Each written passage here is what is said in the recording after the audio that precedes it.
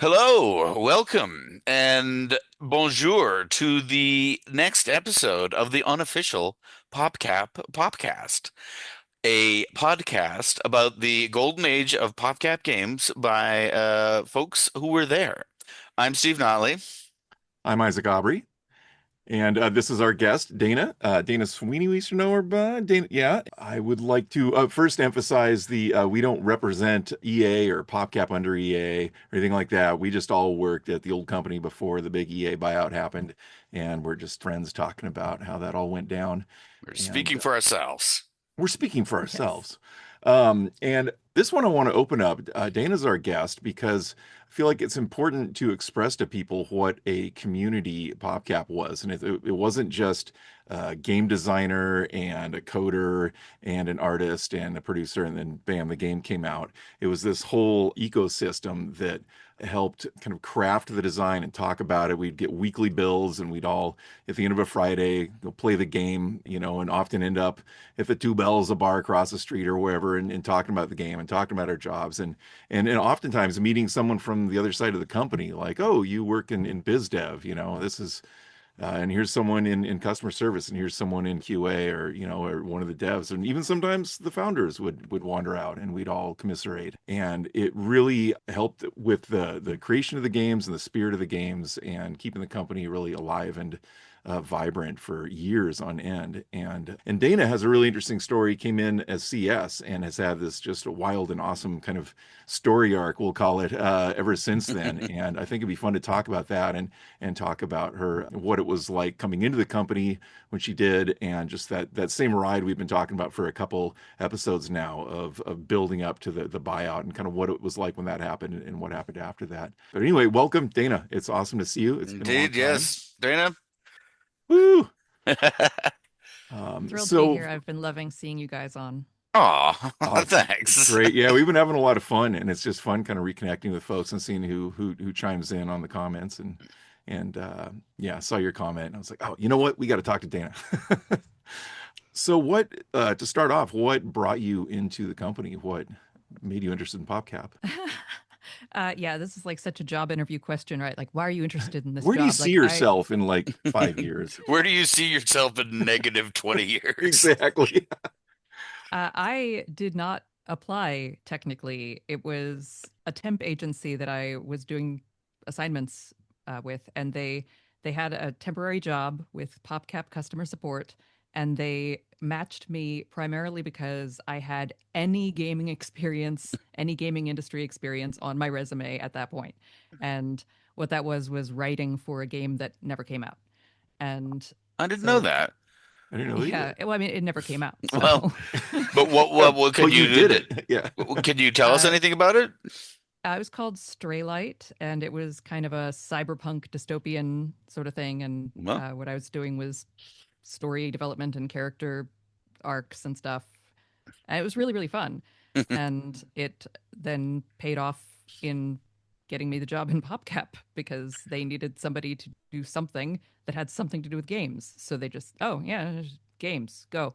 So I went in just to do like a 1 week assignment, and they wound up extending my contract and then hiring me for real.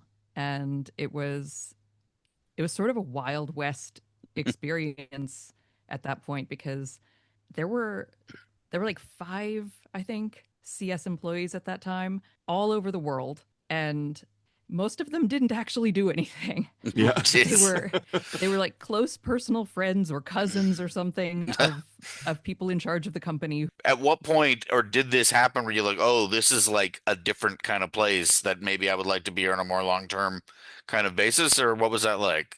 Like what were your early days at PopCap like, I guess? It was amazing. I was instantly in love with the games. I started playing them. I think in my first week, maybe it was Nick said, you know, you could choose any three games and have a free download of them.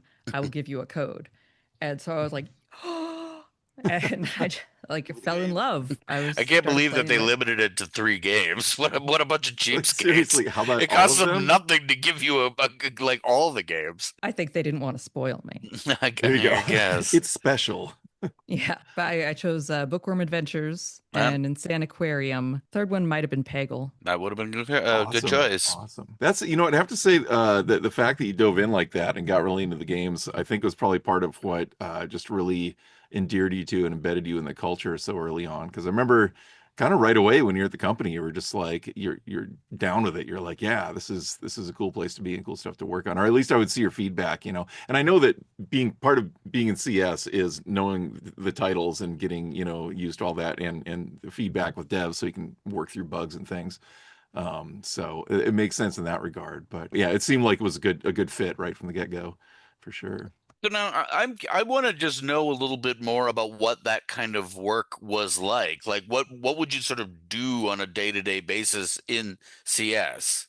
There were people who they would buy a game and they would download it and then just be perplexed by the act of making it run the next time they turned their computer on. And like we it would be like the most remedial computer class that you would run for somebody, Mhm. often in those days over the phone, which was excruciating at times. And so but I clicked, I clicked on the X, and this is it's very old school, you know. Right. Yeah, So yeah. you were working phones for the most part then? Like that's Not for the most part. oh, okay. So how would most customer support sort of queries come to you then? Like would they be emails? Would they like what would how did that whole system work? Yeah, there was an internal ticketing database that was called Kiwi, and somebody had designed it from within the company. I want to say maybe Gabe. That Oh, is. Oh, hello. hello. This is Lovey. This is my No. daughter's kitten. Oh, the tie is Nice. Yeah. winning me over. Those frames of video will probably be what puts us over the top for views. People Yeah, love yeah. cats. Oh, he's deaf. Oh, And what's really, really adorable is the way that my daughter pronounces this because she is always telling people he's deaf. Def.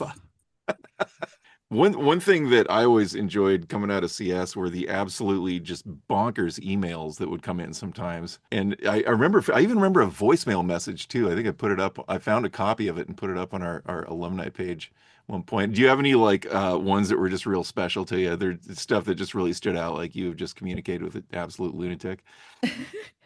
Yeah, we had people who wanted to send us ideas for games, oh, jeez.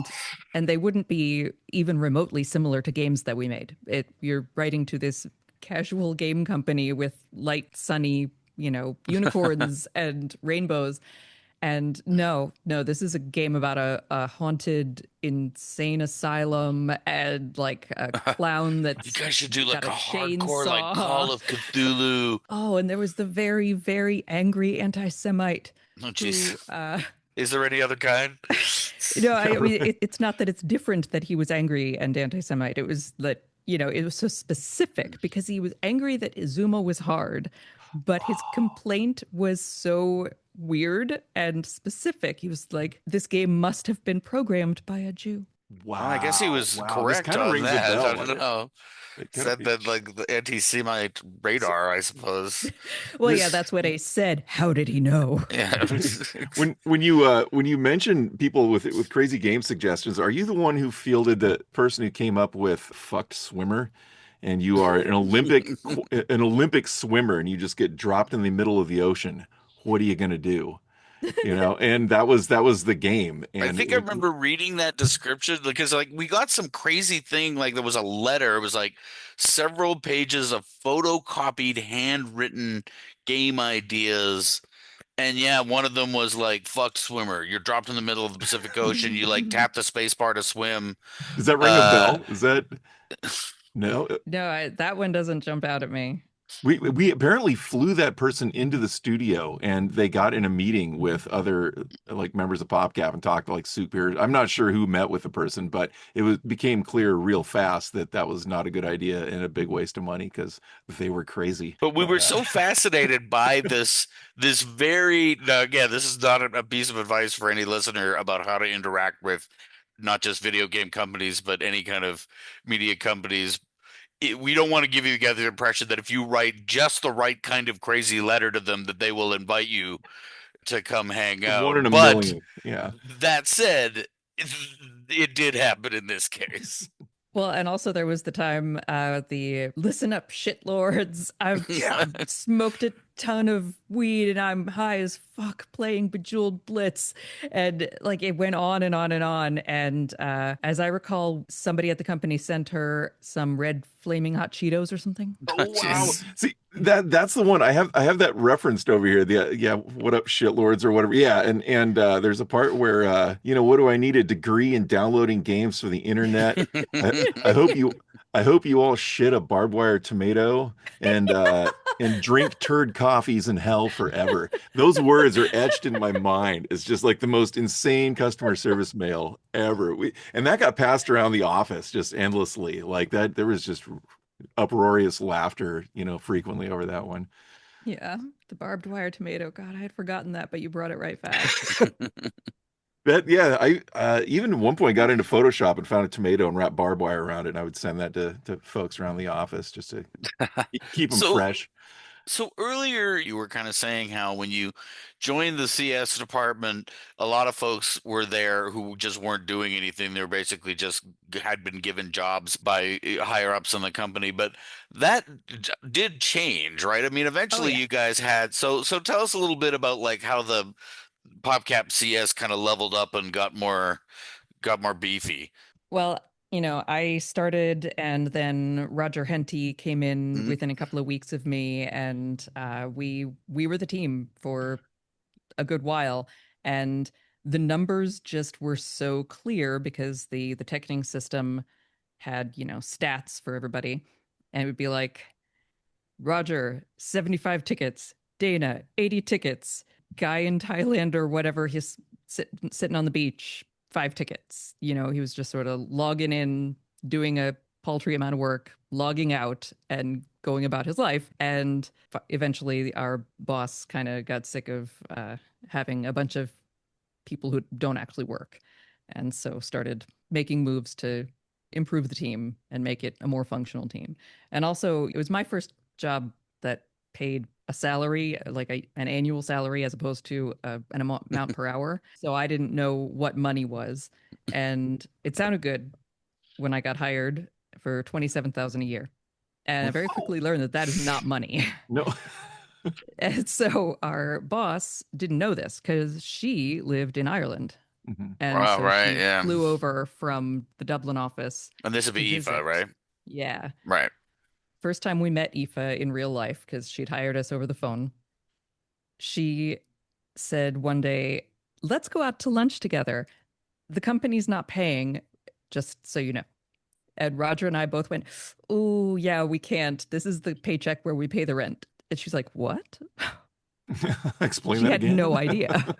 Right. Wow, wow. Yeah, I'd have to So say PopCap was kind of famous for some lowballing here and there, just to get people in the door, and I'm not sure what motivated it all, but that doesn't surprise me, unfortunately. I mean, I guess when I started as a technical writer, I started at 40, which I guess, like in 2005 is a little more believable as a salary for an adult. And obviously 27 is less than that, but not great. Not So, great. but Yeah. but Uh, but Eva straightened that out after that, it sounds like. Yeah, she started bumping it up every chance she got after that awesome. to get us to Awesome. a wage where we could afford to go out to lunch when she said, let's go to lunch. And also, she gave us a Christmas bonus that year because we were the only team that had to work on. I think every other team in the company was out like 2 weeks at the end of the year, like Christmas, New Year's, that whole Yep, period. yep. And CS team, we still came in and sat there in this cold, dark Jeez. office with a blanket around ourselves and did our work. Or they Well, so turn the air And conditioning off, probably, or yeah. okay. Well, but I mean, I guess you're lucky that there was still power, but your boss was in another country. How did that work? Like how was PopCap organized such that people working in the Seattle office were being managed by someone in Ireland? it was kind of bizarre. Yeah, because they had I think two or three CS people in each office, and then these other people scattered around the world.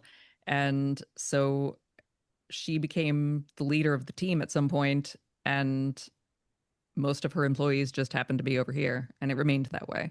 If I was just outside of the video game biz, and it would never occur to me like, well, really? So like people work in one city, but their boss is like in a completely different city in a completely different country for reasons dot dot dot no one really understands. Like, Well, Well, that was as I still remember it, true. the Dublin studio existed as kind of like a tax front to Europe, and just for distributing our games out there without it being too costly or something. But then they just had some really talented folks there too. It was a studio in its own right, and so maybe it was just they had access to like seasoned CS veterans on that side of things, and maybe they got, I don't know, you would probably know. Did you get a sense that they got a lot of customer service calls from Europe and in that region? No, I mean, there were occasional in Spanish or whatever, and Mhm. we did occasionally have somebody who spoke Spanish over there. and so most of the kind of situations that you were describing are just people kind of struggling to figure out how to, like last week when we talked to Rich, he was explaining how when he started out, he didn't know what a folder was, like, and like a folder in a computer, and it's like, and so this sort of sounds like what you're describing is that a lot of the problems people were having were of that nature. It was just like download a program and run it is something that your 65-year-old grandparent may not be comfortable with and might need a little help with. The registration process, that was the hardest thing for people, Right, was yes. you paid The for it and now you wrapper, have to enter yeah, a code.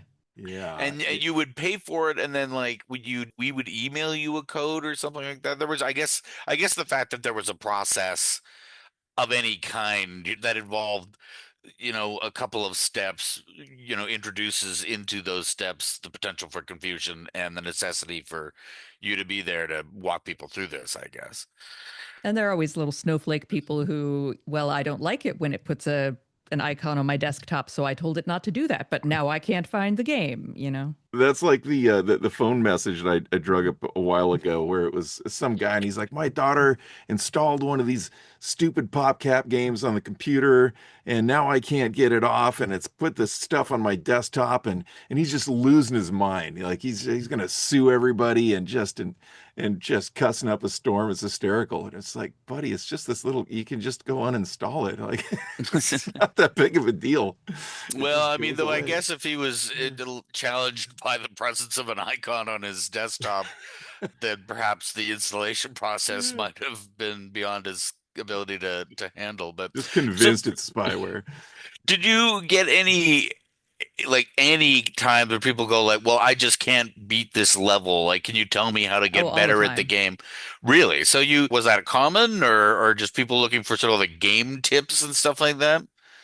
Yeah, and what was it? Word Harmony actually did have a couple of actual bugs. So Mhm. there were some Yes. levels that just wouldn't go anywhere. You would never beat them. Uh, but for the most part, that was a very old game. For the most part, the games were entirely beatable if you just kept at it, and people would insist there had to be a trick. There has to be something you can tell me. I'm like, well, no, I've given you all of the tips for playing Zuma better. I've taught you everything I Right. can teach you about Now it's up to Zuma. you. And if you open the folder that the game is in, you can find a README file that has been written by Stephen Donnelly that has an extensive explanation of how the scoring works and all the controls and all that sort of stuff. So, did you guys end up using those READMEs, I sort of or wound you up just building my own. that Because makes sense? I would like take pictures of screenshots of the characters and label them in the file so that we had something to refer to. I built it all on the system, and if somebody asks what the whale does, and what the whale's name is, but they didn't call it that, or the other way around. You need like the mix and match of the visual and the verbal reference because people explain things differently and describe things differently. So you managed to stick around PopCap until 2015.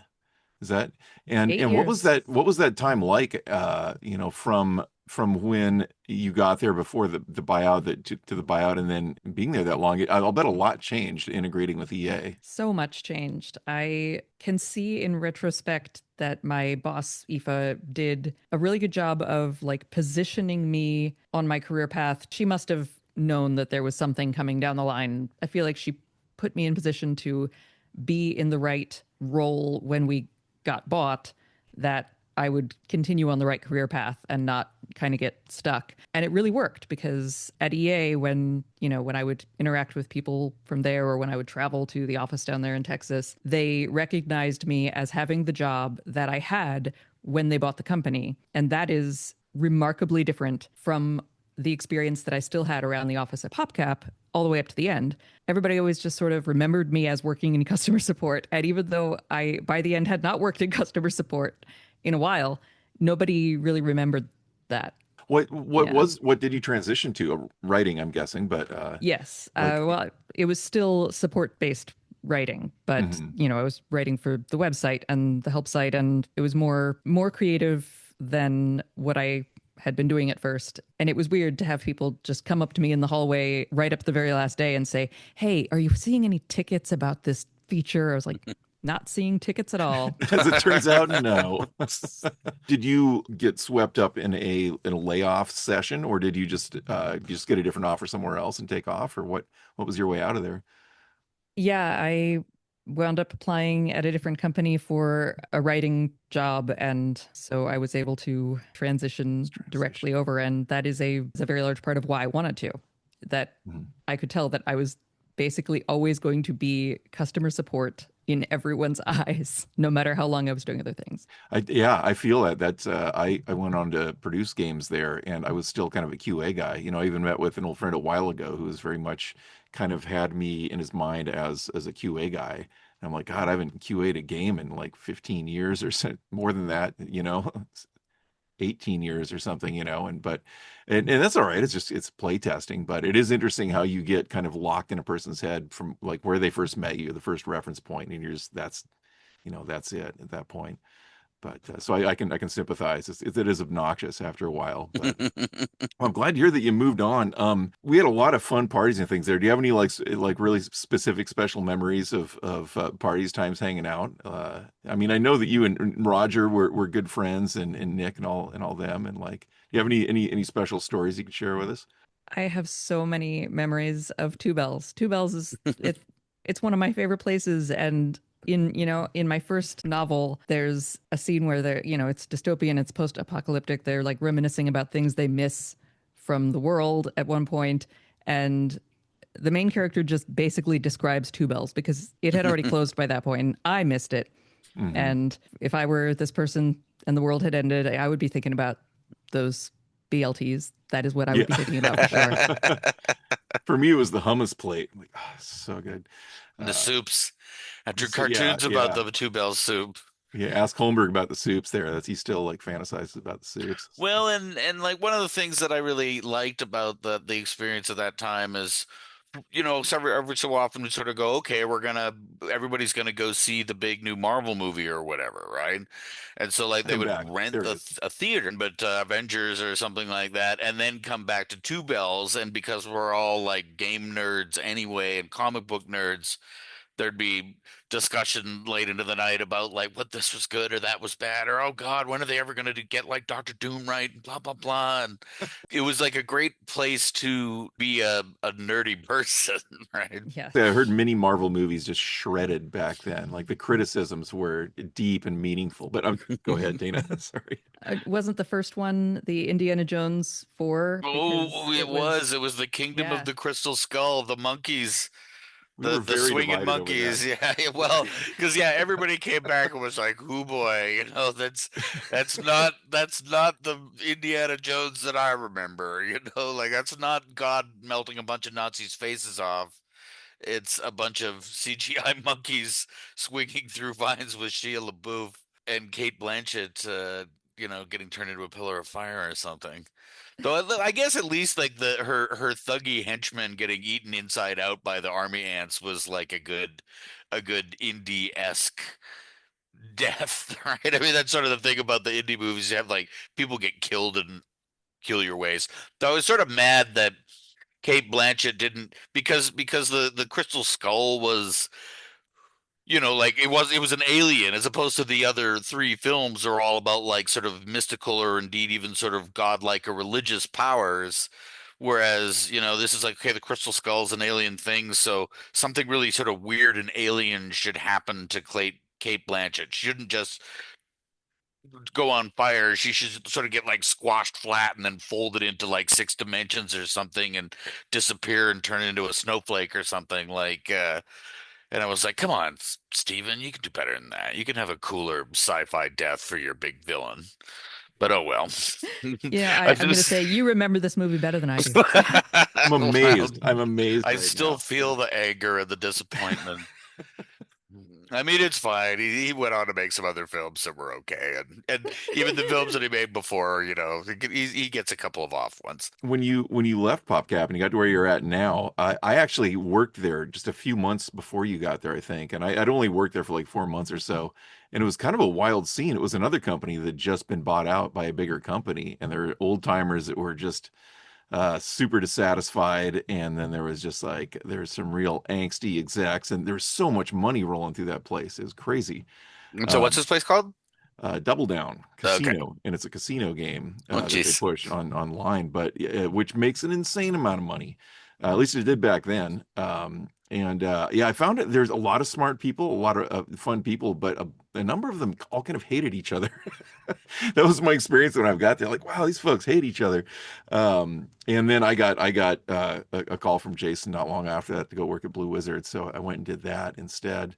What's it been like there? What has your arc been like there? It grows and it contracts. I started out as the writer. I was the first writer that they had ever hired. And so when they realized they had a writer on staff, they were like, "Oh, well, write this too. We'll write this too."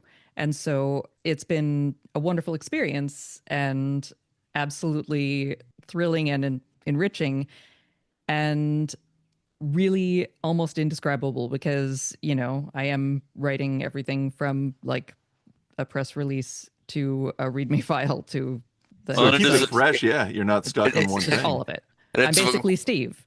and in the video game business is not a business where people really necessarily associated with writing, but just as in many others, there's like, well, there's actually lots of opportunities for writing, not just like press releases, but technical documents and all this sort of other stuff that is sort of invisible. What is some of the more fun or interesting or creative styles of writing that you've gotten to do at Double Down? Well, this is going to be a PopCap related story in a way Okay. because I have written some actual games, Ooh, all and right. one of them was called Undead World. It came out. It ran for I think 2 years before it got sunsetted. That was zombie stuff, fighting, and it was really, really fun to write for. I created a whole bunch of characters, dialogue, like What Free to kind the of game world. was it? Like, was it, well, first of all, what platform? What would you play it on? mobile. It was Oh, so it a was a mobile game. Okay. yeah. And then what sort of game, like, what was the gameplay, I guess? Or Are was you it familiar with idle gaming? not terribly? So I'd be happy to have it explained to me. Uh, you sort of set your battlefield up and hit play and just watch it play. It's like if you planted your garden at the beginning of a round of Plants vs Zombies and then you weren't allowed to add anything or replace anything. Okay. They had like AFK Arena, I think was probably the biggest hit in the genre. Well, I've heard that AFK Arena was acronym in there. AFK is like away from keyboard, right? Right. And what was the game called again? Undead. Undead World Heroes, Undead World Heroes Rise, Heroes Unite, something like that. Oh my God. Undead World was the main part. Another thing I just thought of that Double Down also got you playing in a Double Down band. You played music Yes. with what I know is like Luke who worked there, and Richard Richard Kuchera who I Kuchera. worked with on Zuma Blitz was also over there, and who's a And great drummer. Denise, yeah. And do you still It play? was, oh God, I wish. I I got pregnant and then our guitarist, his wife got pregnant. And so we were going to take a hiatus and stop paying for our practice space for the next year or so and then come back to it. And then the pandemic happened. And then Denise moved to one of the islands. So yeah, it's never come back together. And we text each other, oh, hey, I found this picture of our set list from that one show. Man, it was so great. Because man, they were fantastic. We had Being such in a a great band with time. folks really makes it a family. So yeah, I can Yeah. imagine. The thing that I was going to say about PopCap though was that I had another game that I wrote at Double Down, Oh, and I had created a character, and I loved him so much. And the artist who worked with me to design this character, I I put so much into it. And I thought, I'm going to get a tattoo of that character when this game launches. Right next to the But popcorn dragon. because of Popcorn Dragon, I waited until the game launched. It did not. It died in beta. So Well, Uh, boy, I'd almost say I would probably be the person who still got it just because, well, it's my own special secret that no one will ever know about, the game that didn't come out that I loved so much. I love that you got a popcorn dragon tattoo, and that was a great little character. I don't remember who designed the actual character, but it must have been Josh. I mean, I think Josh. Josh is was just it sort of Josh? like Okay. another case of him being the sort of like one man band who could just create every aspect of a game, art, code, design. I mean, I was obsessed with that game. Like I feel like it was really, really soon when I had started working there that I was walking around the office and I just saw somebody playing Popcorn Dragon, and I stopped and watched. I was like, "What is that?" Give And me. so that would have been like 2007 or 2008. Fast forward a couple of, handful of years, and we're like, we're finally going to release this game. We've sent out press kits. We have a release date. It was like, it was a public announcement. I am Mhm. not imagining this. And then I got the tattoo, and then the game was canceled. Well, I mean, we did Oh, our it's Pig Up crushing. episode, so I Oh, mean, I listened. but so for our listeners, that's the one of the sort of heartbreaking things about working in games. Even a sort of small, at the time, small company like PopCap, as opposed to some giant, you know, uh, thing like Grand Theft Auto or whatever, But when you work on a relatively small, kind of modest, casual game, and you can put years into it, and then for whatever reason, like it just doesn't get released and goes into the old games folder and you just kind of go like, why didn't we release it? It's like, oh well, who knows? Like who do there's this disconnect between the frontline workers and the people who are just making the things, and then there's this sort of foggy collection of ascendant beings who were the executive types who sort of made these decisions based on who knows, what kind of criteria, and the rest of us just sort of had to live with them. And it was sort of like, well, I guess you guys, I mean, you're the ones who are the money people and the business people, and that's not a life I want to live. So I guess so someone else has to, and you're the one, and that means you get to make these decisions. But that doesn't mean I have to understand these decisions or like them. Have you read Billionaire Island, the graphic I've novel? heard of it by Mark Russell, the Yeah. comic, yeah. Yeah. There's like a German Shepherd or something that they'll put two bowls in front of this dog, and one will be labeled buy and one will be labeled sell. And that is how they decide what they're going to do on the stock market that day. Which bowl does the dog go to? And, that's how the super rich make their decisions because they are so divorced from reality. Yeah, Uh, Popcorn Dragon died because of switching from PC to mobile, and PC gaming is dead, especially PC casual gaming, I guess, was the decision at the time, and it was just tragic because it was a perfect game with a mouse. That is something I really do recall, and it was like after again, it was a buyout thing where it's like we are going to shift completely to mobile. Like that is now our focus as a company, as a studio within EA, not counting weirdly, not except for Peggle, which or Peggle 2 rather. Peggle 2, even though Peggle 2 was gonna be mobile and then but how that eventually sort of landed as okay, this is actually gonna be a console game. It's the only console game PopCap's ever gonna make. Everything else is going to be mobile.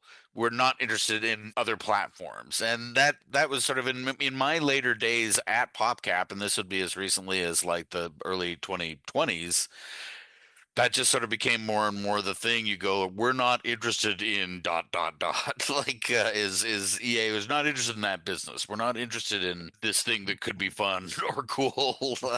It's really Bummer. something that I think a lot of folks who get into the industry don't understand is that they could potentially spend years on a project that they commit their entire life and soul and all their creative thought toward, and then it just gets dumped in a trash can at some point.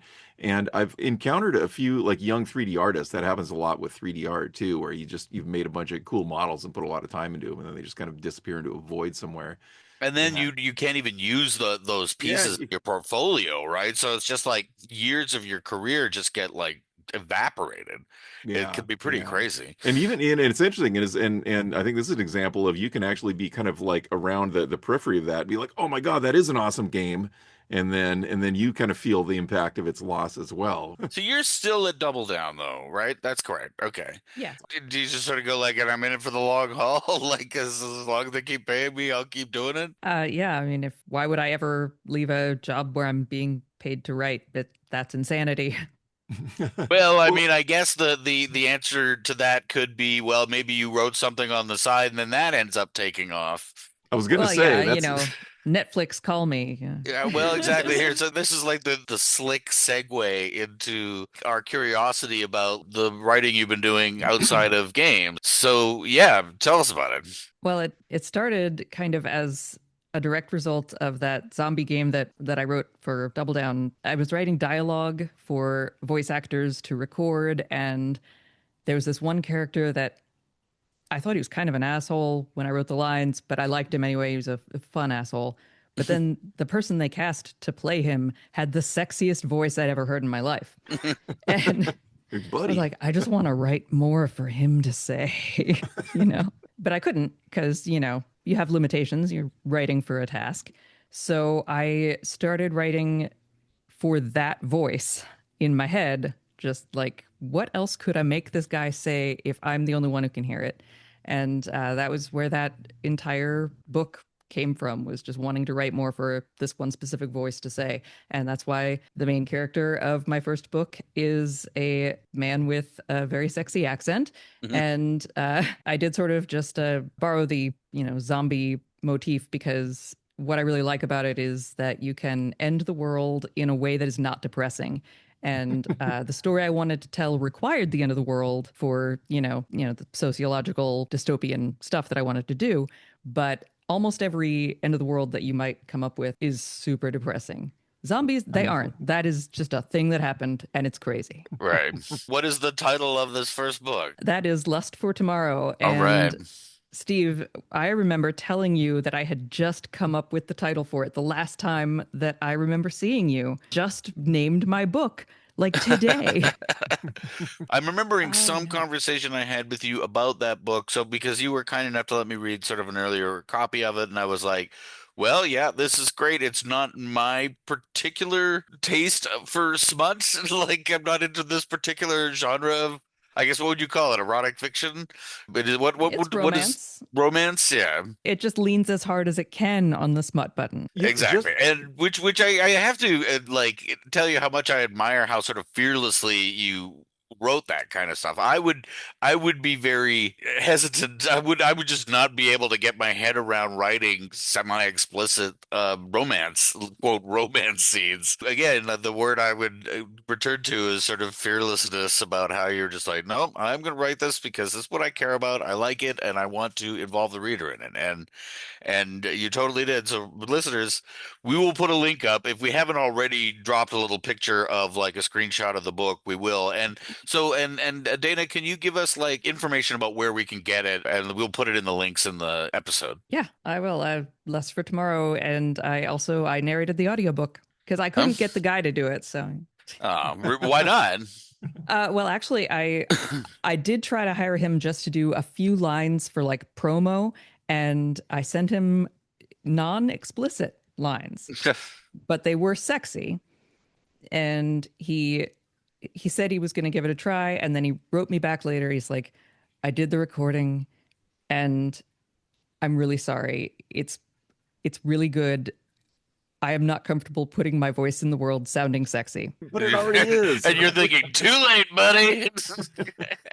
Uh, Well, and Lust for Tomorrow was merely your first book, Yeah, and the audiobook sequel is coming out this year, and it's and called that is Trust in Tomorrow. Oh. I don't think I'm going to be able to have the rhyme carry through on the third. I can't think of another good word there, but Busted Tomorrow. the dust of tomorrow. But yeah, there it goes. Got a couple.